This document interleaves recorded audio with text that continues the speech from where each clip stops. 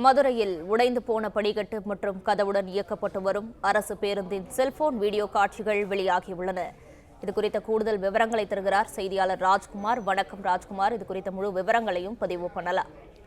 வணக்கம். மதுரையில உடைந்த கதவுடன் கோட்டை உடைச்சலோட இயக்கப்பட்ட மேலூர்ல இருந்து மதுரை வரை இயக்கப்பட்ட அரசு பேருந்தை செல்போன் காட்சிகள் மூலமாக படமாக்கப்பட்டு தற்போது வெளியாகி பரபரப்பை ஏற்படுத்தி இருக்கிறது.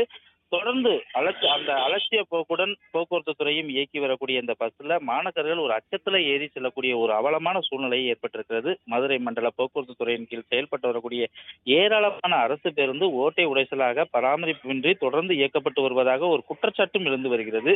இந்த நிலையில மதுரை மாவட்டம் மேலூர் போக்குவரத்து டெப்போவில இருந்து மதுரை பெரியார் பேருந்து நிலையத்துக்கு இயக்கப்படக்கூடிய TN 58 N 1542 என்ற பதிவெண் கொண்ட அரசு பேருந்தானது பின்புற கதவு சேதமடைந்து பின்புற வாசல்ல சாய்த்து வைக்கப்பட்டு இயக்கப்பட்டு வந்தது. இந்த பின்புற படிக்கட்டுல பயன்படுத்த முடியாத அளவுக்கு ஆபத்தான முறையில இயக்கப்பட்டு வந்த நிலையில நேற்று மாலை பேருந்து இயக்கப்பட்ட போது பின்புற வழியாக மாணவர்கள் ஏறுவதற்கு முயற்சி செய்தனர். திடீர்னு வாசலை பார்த்து மாணவர்களும் அதிர்ச்சி அடைந்தனர்.